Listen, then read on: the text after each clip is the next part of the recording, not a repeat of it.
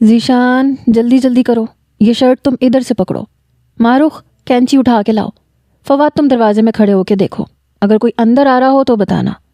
بالاج کے کمرے میں دانین بڑے مصروف سے انداز میں کاروائیاں کر رہی تھی اور سب کو ہدایات ایسے دے رہی تھی جیسے سب کی ہیڈ ہو۔ ایک طرح سے وہ سب کی ہیڈ ہی تھی۔ چلو دانی کہیں کچھ الٹا نہ ہو جائے، ایسا نہ ہو لینے کے دینے پڑ جائیں۔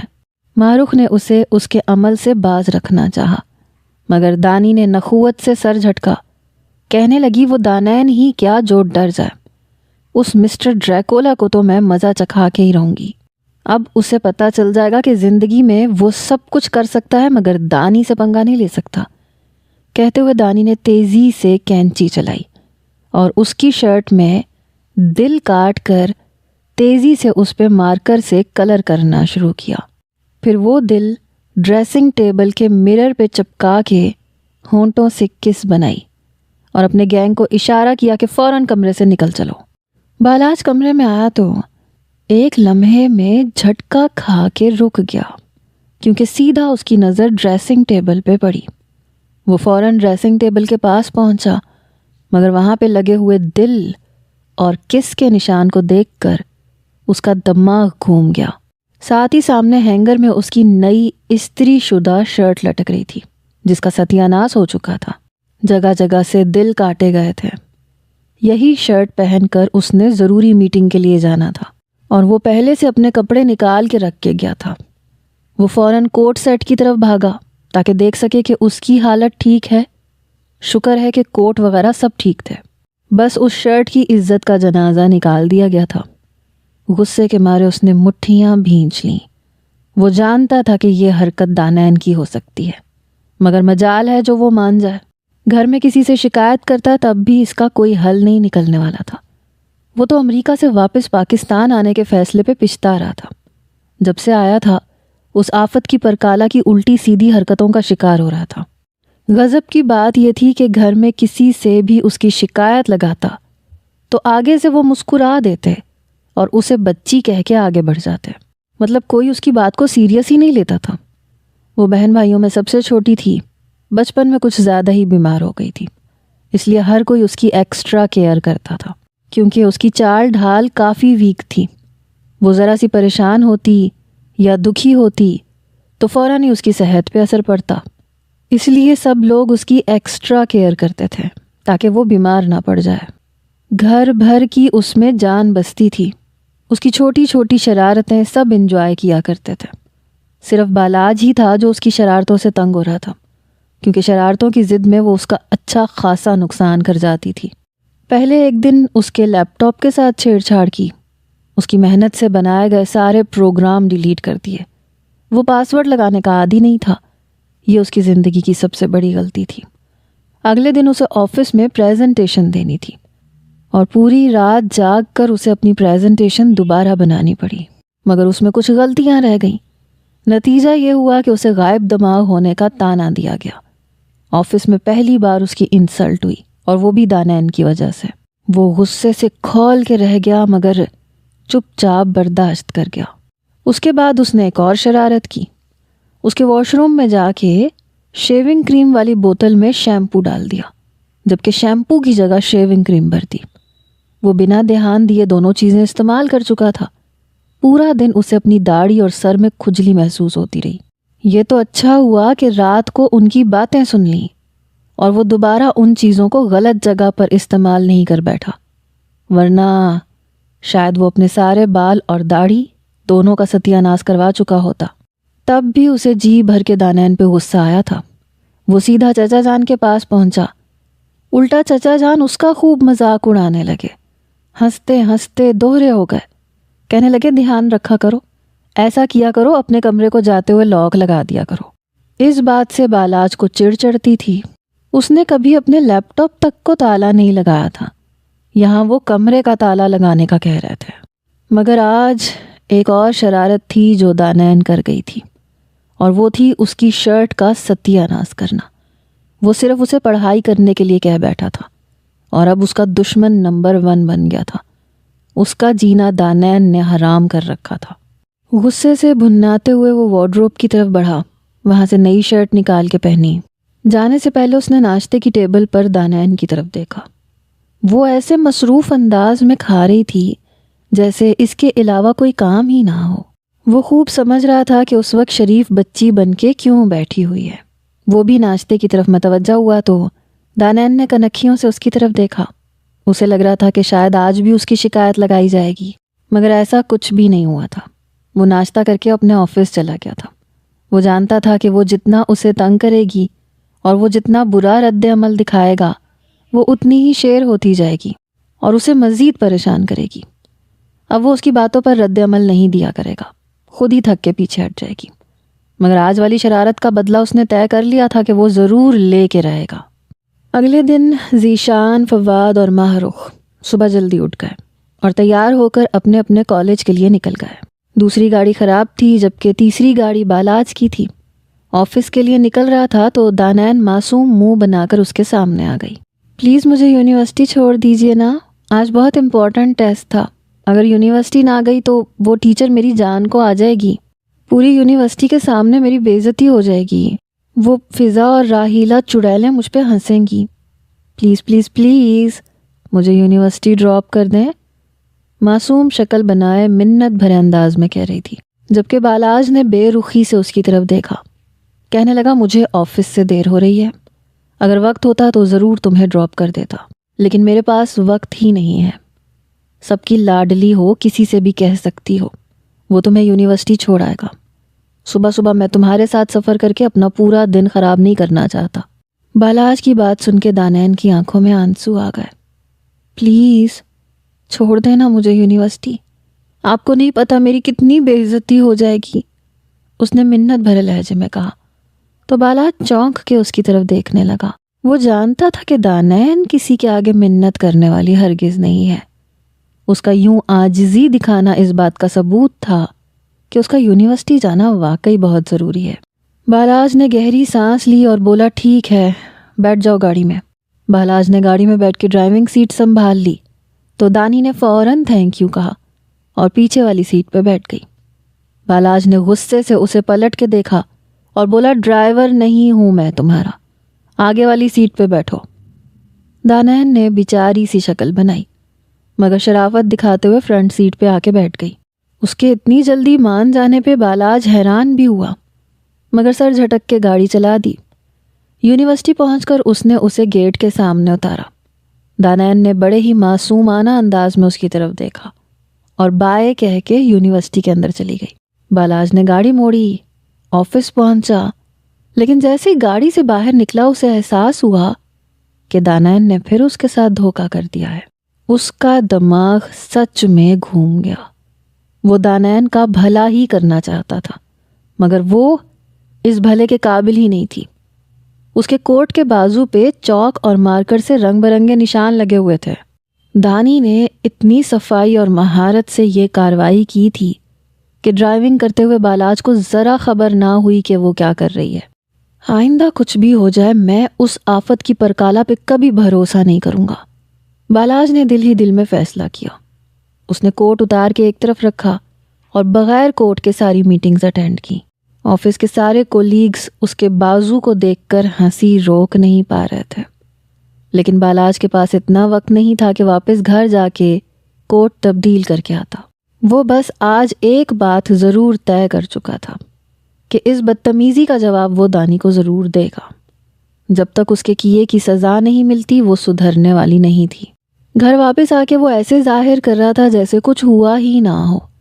دانائن اس کے رد عمل کا انتظار کر رہی تھی مگر ساتھ ساتھ وہ دل ہی دل میں ڈری ہوئی بھی تھی۔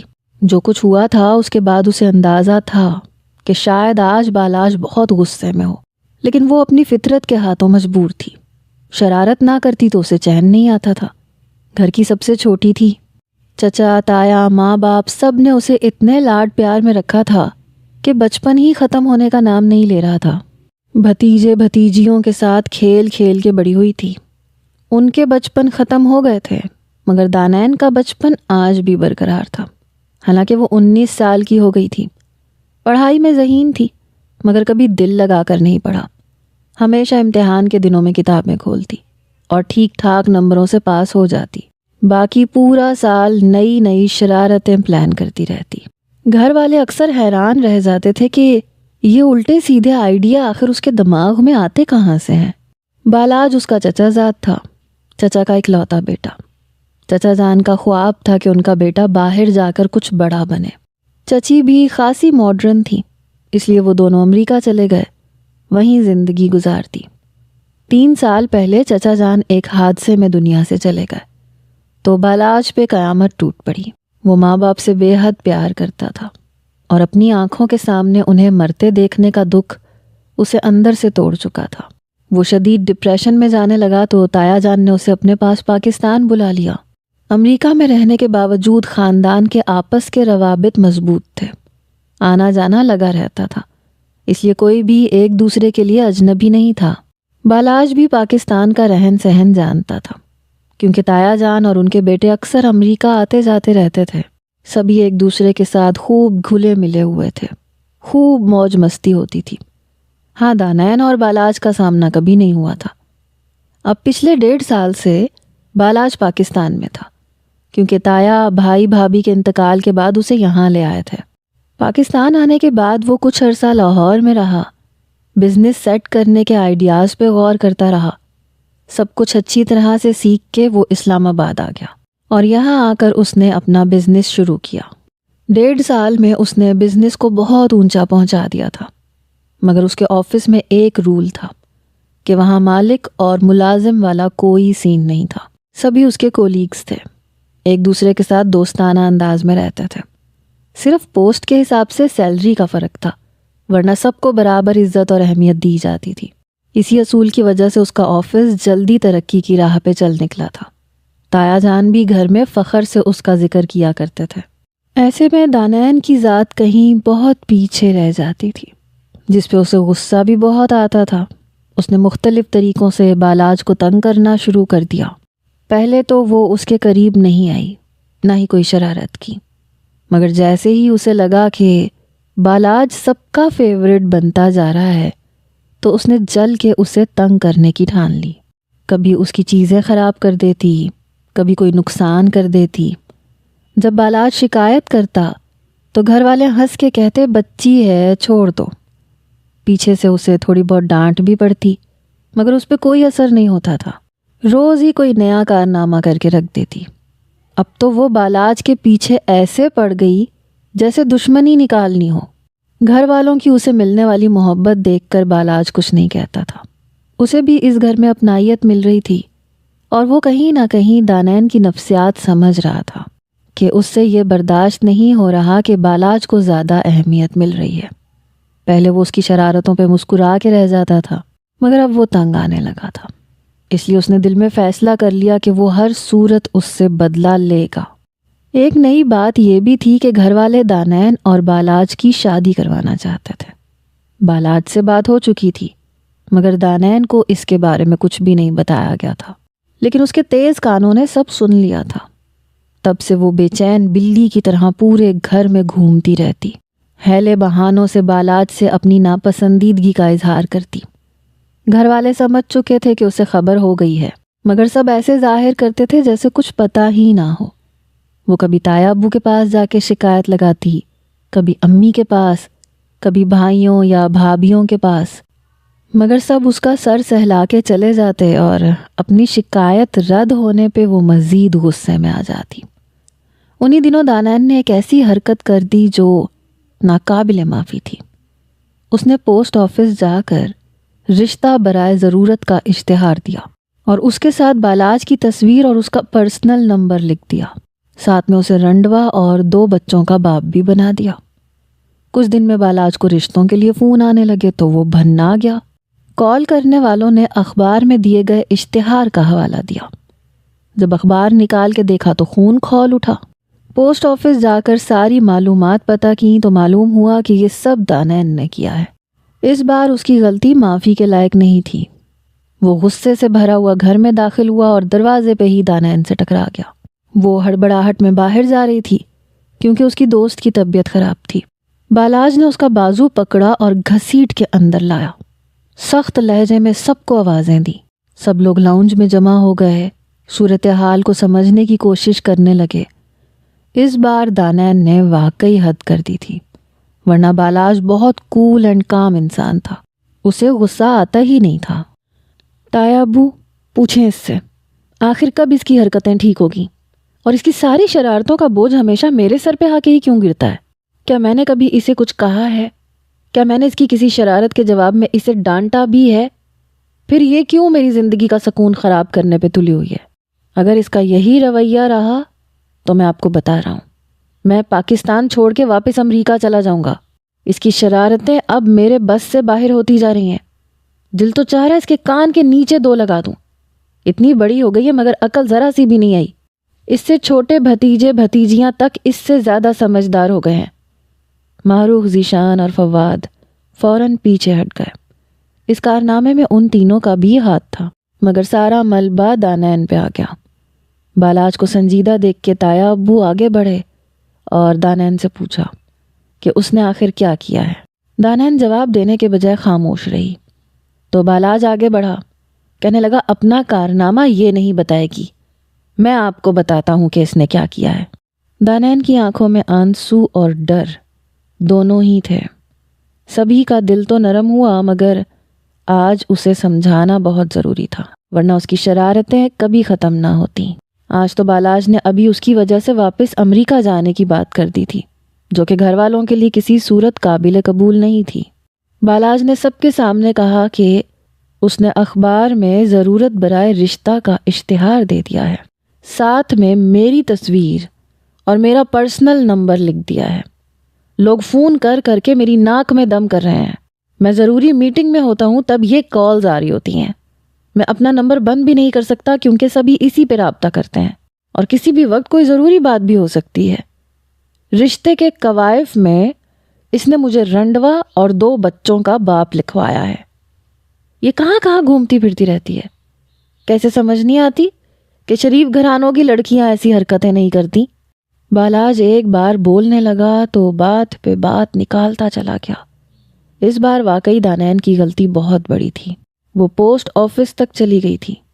اگر وہاں کوئی مسئلہ ہو جاتا، وہاں تو زیادہ تر مردانہ اسٹاف تھا، تو لوگ کس پہ الزام لگاتے ہیں؟ تایا ابو نے آگے بڑھ کے اسے خوب اچھی طرح ڈانٹا۔ دانین کی آنکھوں سے آنسو بہہ رہے تھے، مگر پھر بھی وہ کچھ نہ بولی۔ ڈانٹ کھانے کے بعد وہ سیدھی اپنے کمرے میں چلی گئی اور کئی دن تک باہر نہ نکلی۔ اس کی ساری شرارتیں ایک دم ختم ہو گئیں۔ گھر والوں نے بھی اسے اس بار نہیں منایا۔ پہلے ہی وہ اسے لاڈ پیار میں بہت بگاڑ چکے تھے، مزید نقصان نہیں کرنا چاہتے تھے، اس لیے سب تھوڑا سا پیچھے ہٹ گئے۔ دانین سب کے رویے دیکھ رہی تھی۔ اسے بالاج پہ بے انتہا غصہ آ رہا تھا۔ وہ باہر آتی تو چپ چاپ رہتی، کام کرتی دکھائی دیتی یا پھر اپنے کمرے میں پڑی رہتی۔ امی ابو کو اس پہ پیار آ رہا تھا۔ سبھی نے آہستہ آہستہ اس سے دوبارہ بات کرنا شروع کر دی تھی اور اپنے پہلے جیسے نارمل رویے پہ واپس آ گئے تھے، مگر اب وہ سنجیدہ ہو گئی تھی۔ اسے اتنا بدلا ہوا دیکھ کر بالاج کے دل کو بھی کچھ ہوا تھا۔ اس کی معصوم شکل پہ پیار آنے لگا تھا۔ ایک دن وہ چھت پہ کھڑی تھی کہ بالاج بھی اس کے پاس آ کے کھڑا ہو گیا۔ اس نے ہلکا سا گلا صاف کیا اور اسے اپنی طرف متوجہ کیا۔ دانین نے ماتھے پہ بل ڈال کے اسے دیکھا اور جانے لگی، مگر بالاج نے اس کی کلائی پکڑ لی۔ کیا ہمارے درمیان دوستی نہیں ہو سکتی؟ تم ہر وقت مجھ سے ناراض رہتی ہو۔ نہیں، مجھے کسی ایسے انسان سے دوستی نہیں کرنی جو مجھے گھر والوں سے ڈانٹ پڑوا دے، ہر بات میں میرے پیچھے ہاتھ دھو کے پڑے رہتے ہیں۔ آپ اب یہاں سے جا سکتے ہیں۔ وہ ناک سکیڑ کے بولی اور وہاں سے چلی گئی، مگر وہ بالاج کے دل میں اپنی جگہ بنا چکی تھی۔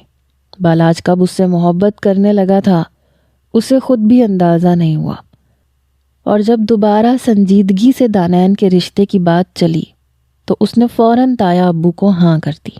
ساتھ ہی اپنی خواہش کا بھی اظہار کر دیا کہ وہ دانین سے ہی شادی کرنا چاہتا ہے۔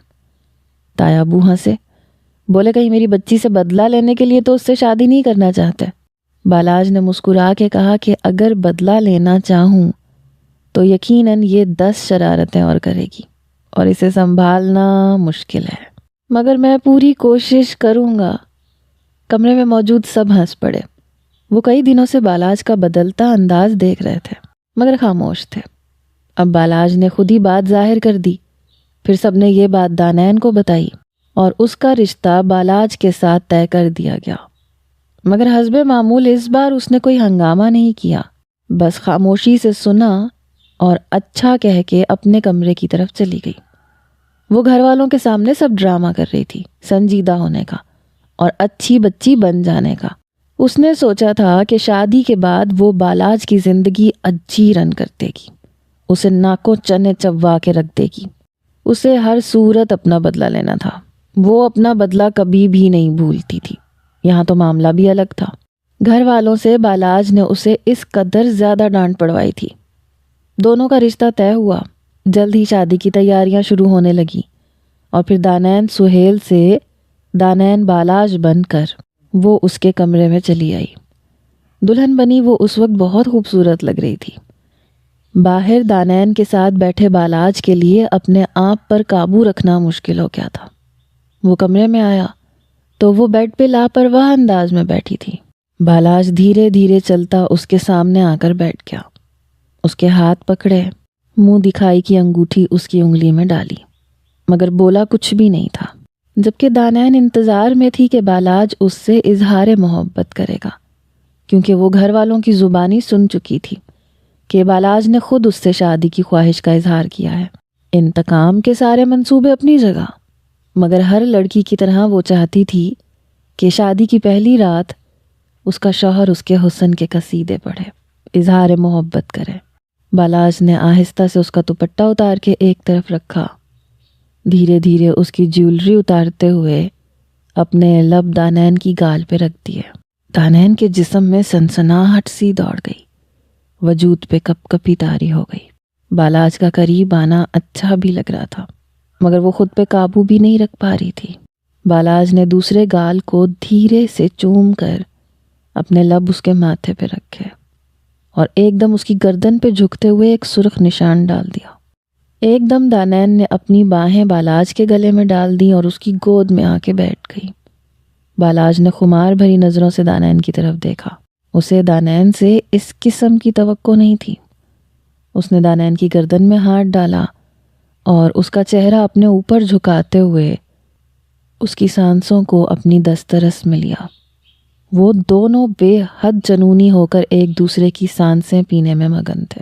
دانین نے اس کا کالر زور سے دبوچ رکھا تھا، بالاج نے اس کی کمر کو مضبوطی سے جکڑا ہوا تھا اور بار بار اس کی سانسیں پی رہا تھا۔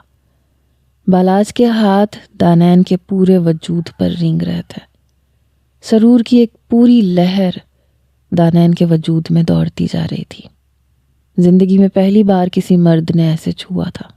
جذبات کی شدت سے اس کا برا حال ہو رہا تھا۔ سانس الجھنے پہ وہ پیچھے ہوئی، خمار بھری نظر سے بالاج کی طرف دیکھا۔ بہت مزہ آیا مجھے۔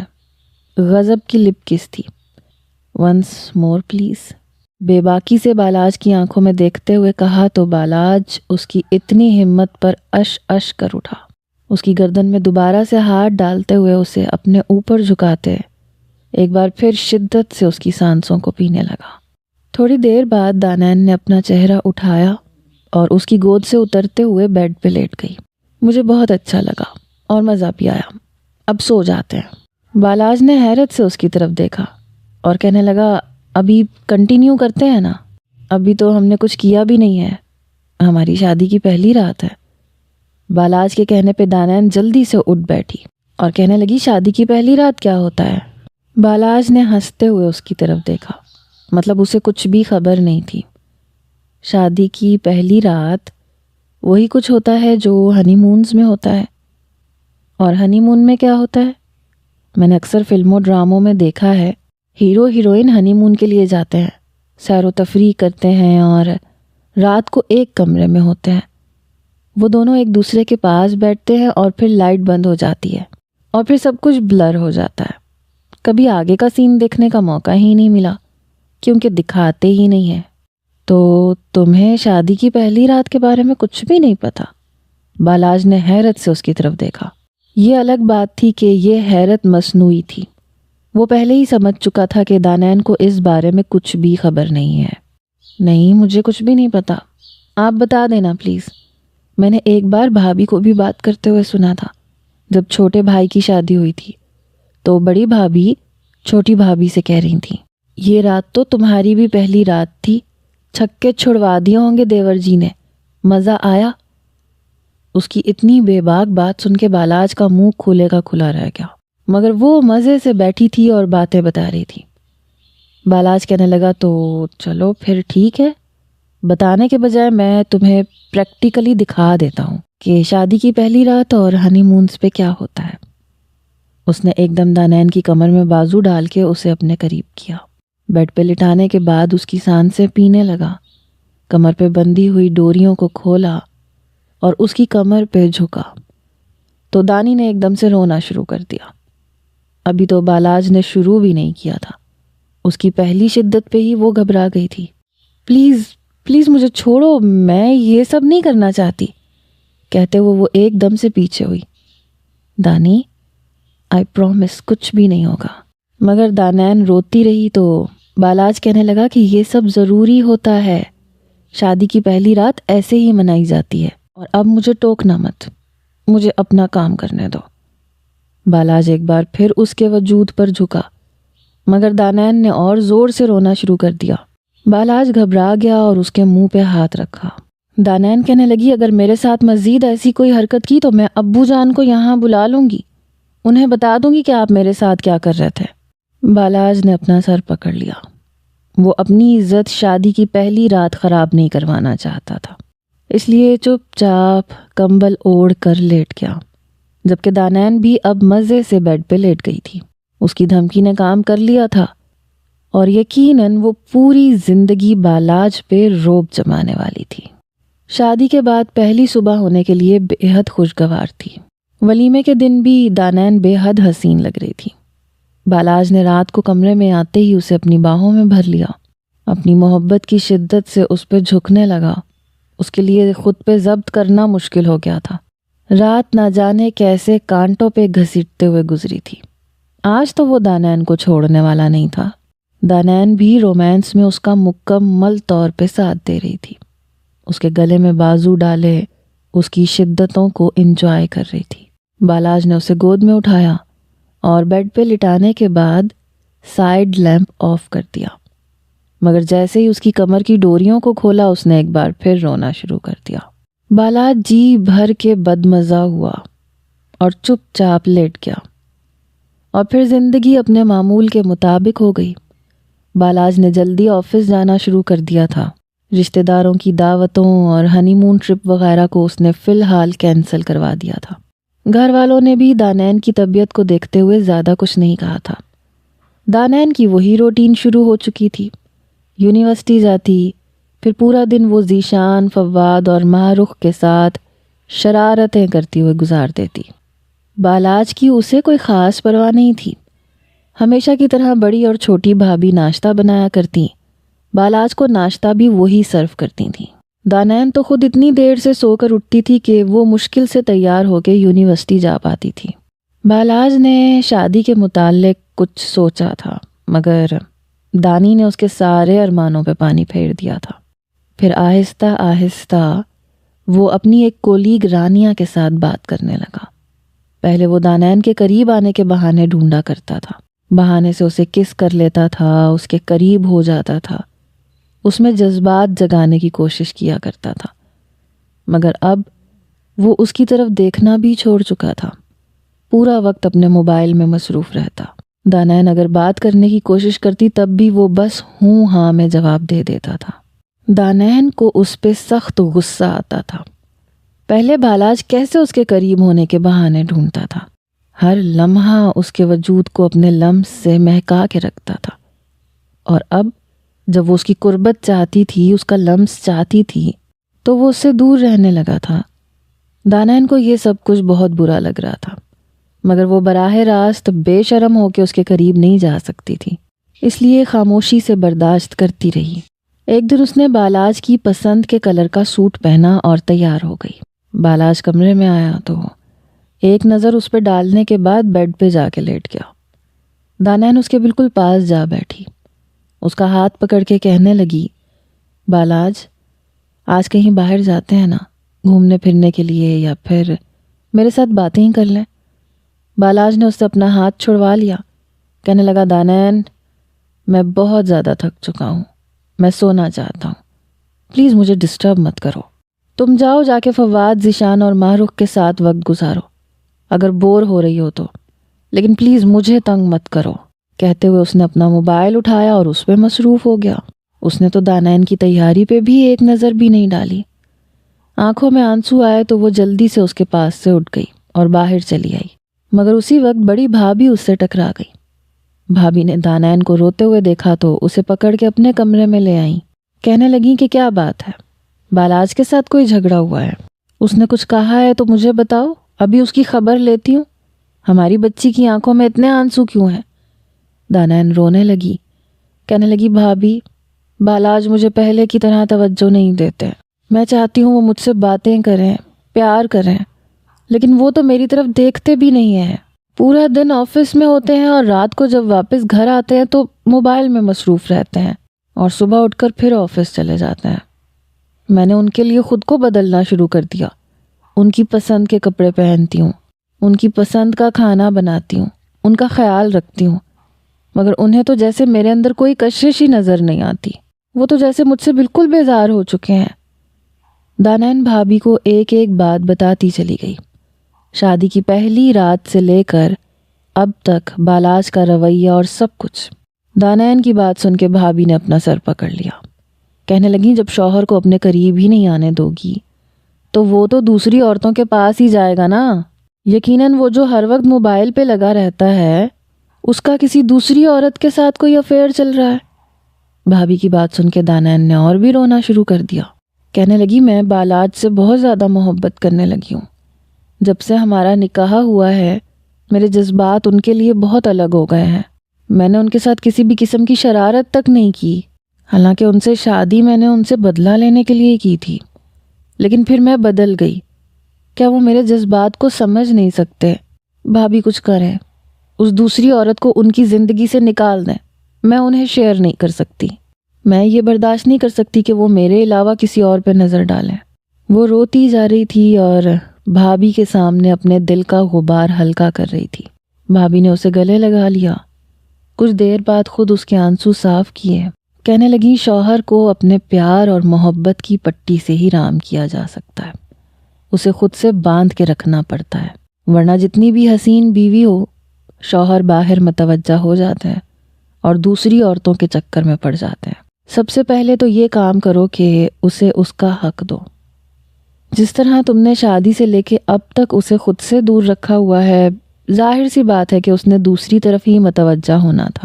پہلے اس کا حق دو، بعد میں اس کا رویہ مجھے بتاؤ تاکہ پھر میں تمہیں آگے گائیڈ کر سکوں۔ لیکن بھابھی مجھے ڈر لگتا ہے، نہ جانے کیا ہوگا۔ پہلی رات میں جب وہ میرے قریب آئے تو ان کی شدتوں سے میں سہم گئی تھی، میں مر جاؤں گی، میری جان چلی جائے گی۔ وہ روتے ہوئے بھابھی کو اپنا خوف بتا رہی تھی، جبکہ بھابھی نے افسوس سے سر جھٹکا۔ بالاج کو اس کا خوف سمجھنا چاہیے تھا اور پیار محبت سے اسے سمجھانا چاہیے تھا۔ وہ تو اپنی شدت پسندانہ کوششیں کرنے کے بعد بالکل ہی منہ موڑ چکا تھا، دانین کو سمجھنے کی کوشش بھی نہیں کی تھی۔ بھابھی نے اسے پیار محبت سے رام کیا اور سمجھایا کہ ہر شادی شدہ عورت کی زندگی میں یہ وقت آتا ہے اور اس وقت سے گزرنا پڑتا ہے، ہمیشہ کے لیے نہیں، بس کچھ وقت کے لیے۔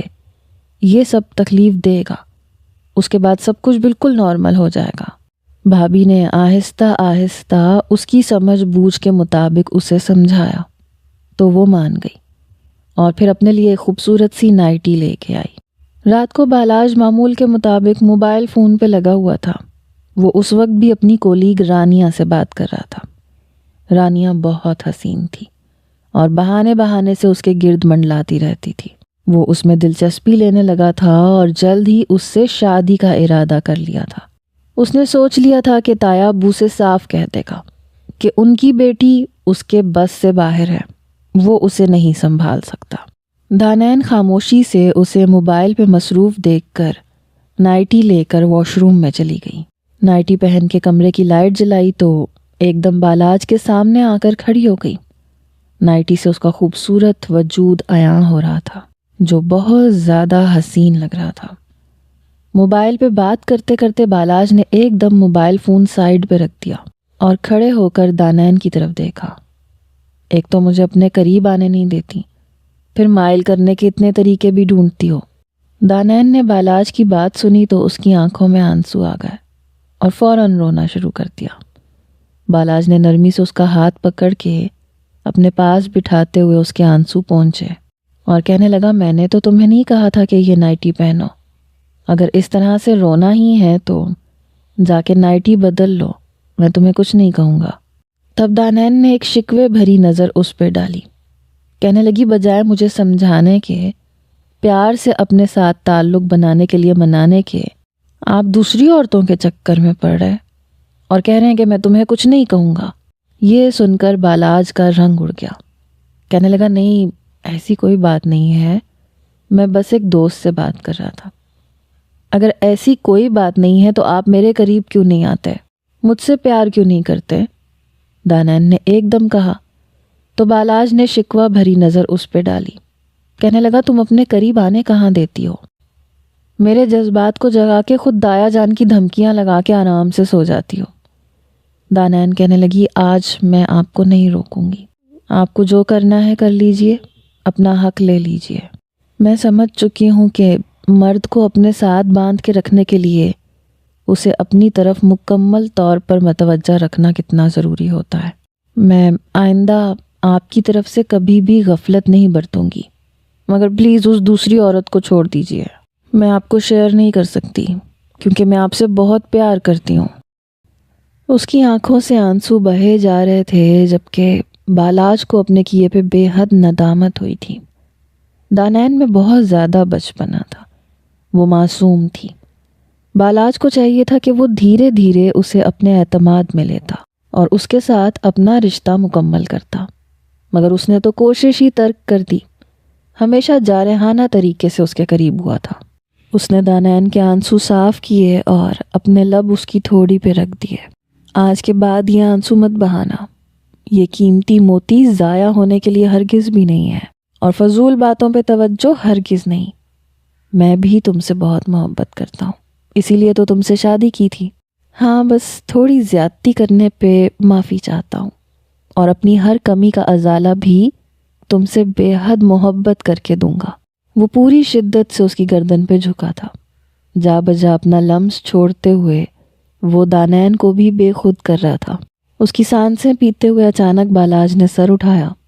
دانین تم کمفرٹیبل تو ہو نا؟ اس نے دانین سے پوچھا تو اس نے اس بات میں سر ہلا دیا اور خود ہی بالاج کے گلے میں اپنی باہیں ڈال کر اس کے سر کو اپنے اوپر جھکاتے ہوئے اس کی اور اپنی سانسیں ایک کی۔ اس کی ایسی پیش قدمی پہ تو بالاج 100 جان سے نثار گیا تھا اور ایک دم اس پہ جھک گیا تھا۔ وہ دونوں دھیرے دھیرے ایک دوسرے کے قریب ہوتے جا رہے تھے، ایک دوسرے کے وجود میں کھو کر ایک دوسرے کو محسوس کر رہے تھے۔ بالاج کی شدتیں دانین کے لیے تھوڑی تکلیف دہ تھیں مگر جلد ہی نارمل ہو گئی تھی اور دانین بالاج کا ساتھ دینے لگی تھی۔ پوری رات وہ دونوں ایک دوسرے کے وجود کو محسوس کرتے رہے اور بے خود ہوتے رہے، بار بار ایک دوسرے سے لپٹ جاتے۔ دانی نے تو کبھی خواب میں بھی نہیں سوچا تھا کہ بالاج کا ساتھ اس قدر حسین ہوگا کہ وہ اس کی محبت میں بھیگ جائے گی۔ دونوں کی رات بے حد حسین گزری، یقیناً اب ہر رات ہی ایسے حسین گزرنے والی تھی۔ اگلی صبح بالاج ابھی سو رہا تھا جب اس کے موبائل پہ رانیہ کی کال آنے لگی۔ اس نے موبائل اٹھا کے دیکھا، دانین بھی جاگ گئی تھی اور چپکے سے دیکھ رہی تھی کہ بالاج اب کیا کرتا ہے۔ تبھی بالاج نے اس کی کال کاٹ دی اور موبائل ایک سائڈ پہ رکھ دیا، مگر رانیہ کی کال پھر سے آنے لگی تو اس نے موبائل اٹھا کے رانیہ کا نمبر ہی بلاک کر دیا اور دانین مکمل طور پر سرشار ہو گئی تھی۔ اس نے سمجھ لیا تھا کہ وہ کسی بڑے نقصان سے پہلے اپنے شوہر کو مکمل طور پر اپنا بنا چکی ہے۔ صد شکر کہ اسے وقت پر عقل آ گئی تھی، ورنہ نہ جانے اس کا کتنا نقصان ہو جاتا۔ ایک تو شوہر کو کھو دیتی اور دوسرا محبت۔ وہ بالاج سے بے حد بے حساب محبت کرنے لگی تھی۔